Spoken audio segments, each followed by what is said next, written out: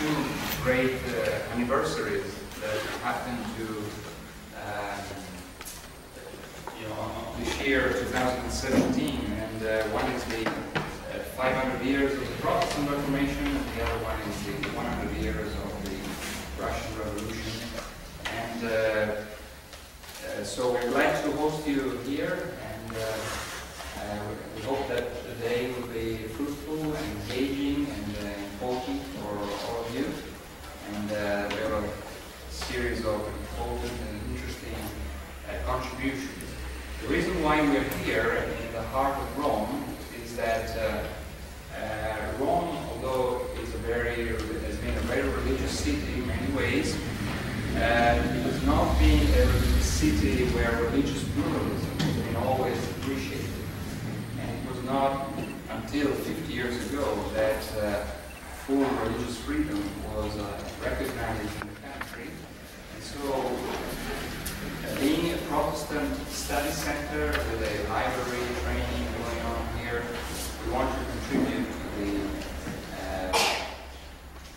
the life of the city, to be a voice in dialogue with other religious bodies and institutions in order to promote religious pluralism, interreligious dialogue, and understanding. So, welcome to our Egypt, and have a great day. And I pass now the baton to Professor Zalto. Thanks. To use this one stuff to look at. Your Excellency, dear colleagues and friends, welcome to this colloquium. Not really a conference, and the reason why we decided to put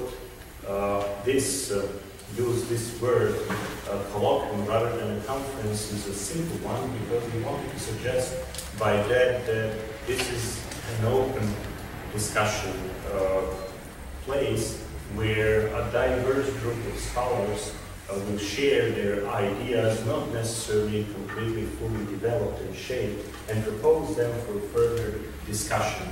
The idea is to initiate a dialogue and then continue that dialogue to actually arrive at some point in future, we hope not that distant future, to more fully shaped papers that will be published in some form as conference proceedings.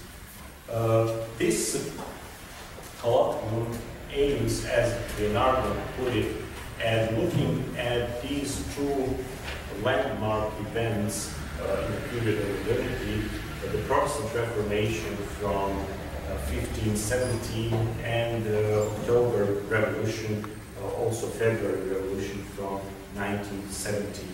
But in addition to that, by a strange coincidence, we also commemorate in this year, 2017, 150 years since the publication of one of the most influential books in the history of modernity, Marx Capital, and also 100 years of some local church councils in the Orthodox Church that had a profound impact over the history of Orthodoxy in the 20th century and also 21st centuries.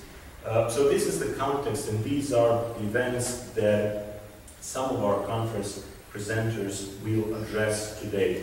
As you can see from the program that I hope all of you have, we will have very diverse presentations, ranging from more historical approaches to theological ones, to those that address international issues, political issues, legal issues, and so on. The idea there is precisely to allow these scholars and also the audience to address some of these issues that characterize modernity, but that have been obscured or marginalized or neglected over the last 100 years or more.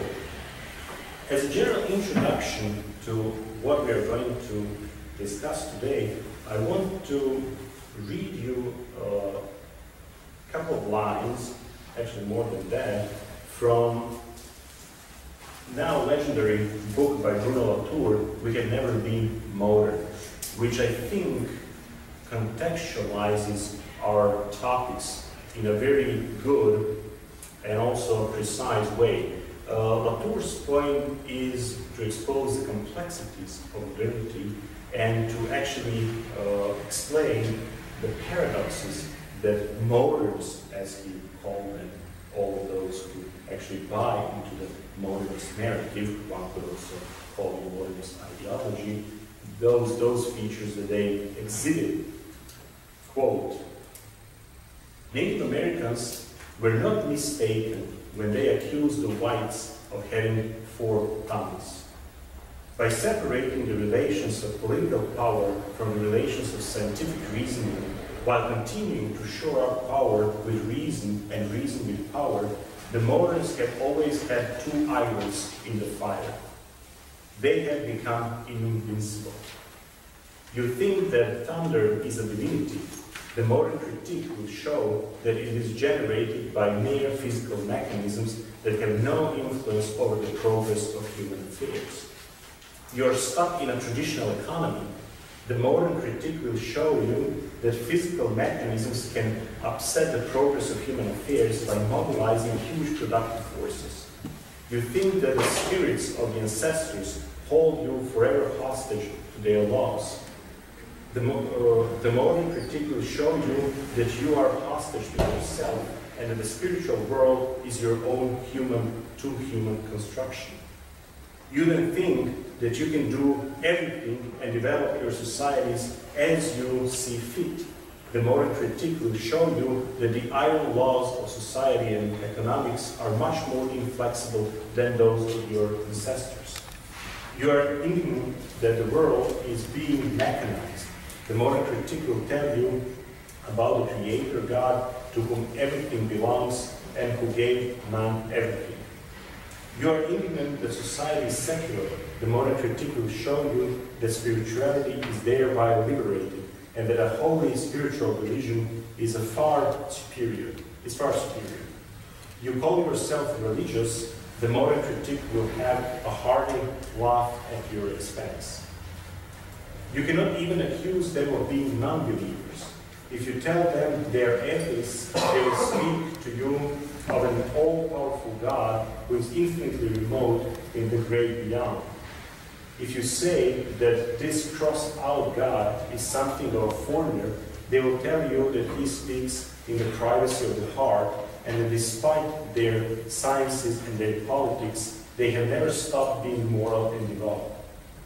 If you express astonishment at a religion that has no influence either on the way the world goes or on the direction of society, they will tell you that it sits in judgment on both.